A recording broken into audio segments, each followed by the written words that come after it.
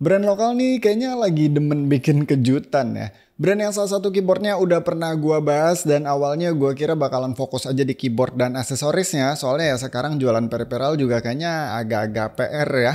Harga segini udah dapat ini itu dan segala macem ya. Tapi kelihatannya di sini malah mereka justru tertantang sih ya. Mereka kan kemarin ada bikin si M7W juga yang mana itu cukup heboh. Dan sekarang mereka masuk ke segmen gaming mouse cuy. Kenalin, ini dia Gozo by MyNK. Oke, jadi impresi pertama gue di sini adalah soal desain boxnya. Ini yang cakep banget. Simple sih gini doang, tapi kayak ngena aja gitu. Modern, minimalis, nggak ada yang berlebihan, komposisinya kelihatan pas. Nah, buat kelengkapannya di sini ada buku sakti, spare fit, dongle extension, dan juga kabel USB-C. Ini sayang banget sih, USB-C-nya ini braided biasa, bukan paracord. Dan kelihatannya tuh kayak kabel standar, kayak kabel USB-C yang beli terpisah.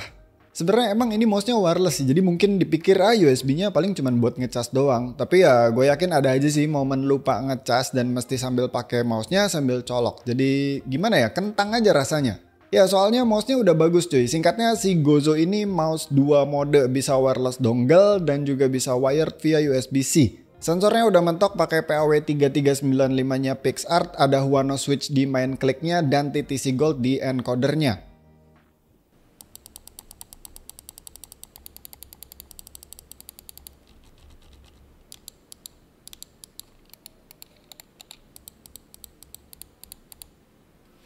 Ya, jadi spek mouse-nya udah bagus banget, udah kayak high-end mainstream gaming mouse zaman sekarang lah ya. Tapi justru itu pertanyaannya, kalau speknya gini-gini aja terus apa bedanya Gozo sama mouse-mouse lain? Nah kan PR kan ya, soalnya kayak DTC encoder, Huano switch, Kill switch 3395 itu kayak sekarang udah mainstream banget, jadi mesti ada selling point lebih. Nah di sini sih yang gue tangkap MyNK ini salah satu yang diincar adalah soal harganya. Soalnya si Gozo ini dijual dengan harga 559.000 aja cuy. Kayak biasa link pembeliannya gue simpan di deskripsi di bawah. Jadi harganya udah tergolong murah banget buat spek yang didapetin ya. Walaupun ya sekarang udah OTW mainstream sih, dengan harga 500 ribuan udah dapet high spec yang kayak gini. Tapi jangan lupa juga cuy, kalau mouse itu nggak jauh-jauh dari shape dan dimensinya. Gozo ini menarik karena lagi-lagi dia shape-nya itu refer ke super light. Emang udah cukup banyak sih ya shape yang refer itu ke super light karena emang shape aman. Jujur agak boring tapi bukan berarti jelek. Ini shape ambidextrous yang mestinya banyak orang suka sih. Dimensinya dia ini ada di 125 x 63,3 x 38 mm. Udah kelihatan dari angkanya kalau profil dia tuh sedikit lebih ceper daripada super light, dan itu bagus karena gue suka mouse ceper. Sebenarnya nggak ceper-ceper amat sih kalau ngeliat dari rasio panjangnya ya.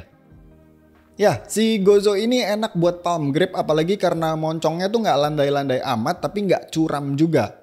Posisi tangan tuh jadinya lebih lebih santai rebahan gitu dan kerasa full padat kesanggah di semua sisi. Tangan gue 18 cm ya, dan menurut gue mouse ini emang paling enaknya tuh di palm grip sih. Walaupun sebenarnya universal ya, 18 cm itu mau pakai claw atau fingertip juga bisa-bisa aja. Tapi buat fingertip gue lebih rekomendasikan yang hand size-nya tuh ya 18 cm itu udah paling kecilnya, udah batas bawahnya banget gitu. Dan buat yang tangannya nggak lebar-lebar amat, kayak gue misalkan di 8 cm kalau nggak ngitung jempol ya, perlu dicatat kalau pinggangnya dia ini agak lebar di 63,3 mm tadi. Jadi jempol sama kelingkingnya tuh kurang enak di claw grip karena terlalu ngangkang posisinya. Tapi justru kalau lebarnya di atas 8 cm harusnya nyaman banget sih karena proporsional sama panjang dan gemuknya dia. Terus hamnya dia di tengah dengan profile flat, jadi kasih kesan lega gitu buat rebahan bagian tengah telapak tangan kita. Ke belakangnya dia agak gemuk tapi nggak nanjak ya. Terus di bagian depannya juga nggak terlalu nukik tadi. Nggak ada flare aneh-aneh di klik buttonnya juga yang kadang orang suka, kadang juga nggak. Posisi side buttonnya juga ini pas, gampang dijangkau. Scroll wheelnya juga nggak ada masalah dari segi posisi ataupun feel. Emang ini dari dimensi udah kelihatan sih kalau Gozo ini ngincernya tuh yang medium to large hand size ya, dari 17an sampai 19an lah. Dan kalau kalian demen sama shape yang aman, nyaman, balance, hamnya nggak terlalu tinggi, ini oke sih. Dari segi weight distribution juga dia nggak bener-bener di depan semua ya, dibilang balance juga enggak sih, tapi nggak parah jomplang banget gitu. By the way, Gozo ini beratnya 59 gram di timbangan gua tanpa dongle. Ya, jadi dia ini udah ada slot dongle juga di bagian bawahnya yang pakai penutup. Sayangnya ini dongle-nya tuh cuman bener-bener ditaruh gitu aja cuy, bukan pakai magnet ataupun slot yang ketat ya. Jadi kalau nggak ditutup dia tuh bakalan jatuh. Untungnya dia nggak ada bunyi-bunyian pas dongle-nya itu ada di dalam, kan siapa tahu pas pakai mode kabel dongle-nya disimpan di dalam. Terus apalagi ya? Kalau fisik gue suka banget sih sama desainnya, bener-bener clean, nggak kebanyakan branding. Tulisan Gozo-nya juga ini pakai warna abu-abu yang samar banget deh, senada banget sih sama warna karet di scroll wheel-nya. Terus di bagian bawah juga dia info produknya tuh minimalis banget, bahkan tulisannya nih pakai yang kecil-kecil ya, jadi agak susah dibaca. Tapi siapa juga sih yang mau baca, manual book aja suka nggak dibaca. Paling nih ya yang gua kurang suka, dia tuh punya gap sisi luar dari klik buttonnya tuh agak kegedean. Sebenarnya ini nggak ngaruh ke fungsi ya, maksudnya nggak sampai wobble juga atau ada post travel yang mengganggu misalkan. Tapi agak gimana gitu dilihatnya, soalnya kayak nggak rapet aja. Kalau build quality sih ya, ini bagus-bagus aja, nggak ada creaking, nggak ada suara aneh-aneh juga. Dan ini asiknya dia nggak bolong-bolong sama sekali, jadi rasanya tuh solid tapi tetap dapat berat yang ringan dengan ukuran yang termasuknya nggak kecil. Mantep banget emang. Coatingnya juga ini bagus, konsisten, nggak ada belang-belang, nggak licin, nggak lengket, nggak kasar gerasak gerusuk. Dan kalau kalian pengen lebih grippy, bisa tambahin universal grip tab-nya MyNK yang sebenarnya nggak cuma buat Gozo doang. Bisa buat mouse lain juga, makanya namanya juga universal ya. Harganya murah cuy, cuma 85.000 aja. Oh ya, sama Gozo ini ada glass case juga yang dijual terpisah. Harganya tuh di 125.000. Gue ada sempat coba pakai glass case-nya di beberapa surface ya, dari Desmet, Cordura sampai ke Jacquard, dan ya ini asik banget sih. Bener-bener smooth, tapi micro movement-nya emang gue mesti banyak adaptasi soalnya licin banget parah. Ini gue rekomendasiin banget buat kalian beli juga sekalian, soalnya murah, bagus, dan bisa kasih experience yang beda banget sama fit bawaannya.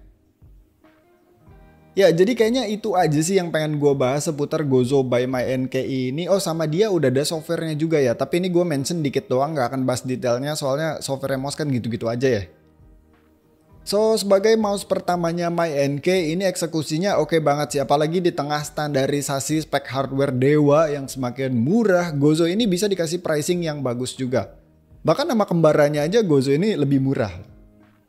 Ya pokoknya buat yang demen sama shape-nya super light atau yang deket-deket ya, kayak misalkan Vaxi XE, terus Dragonfly F1 atau Daxer 4 dan lain-lainnya, itu bisa banget buat mempertimbangkan si Gozo ini, terutama soal pricingnya sih, karena ini pricingnya mantep banget menurut gua. So ya segitu aja videonya, thank you udah nonton, sampai ketemu di video selanjutnya, bye.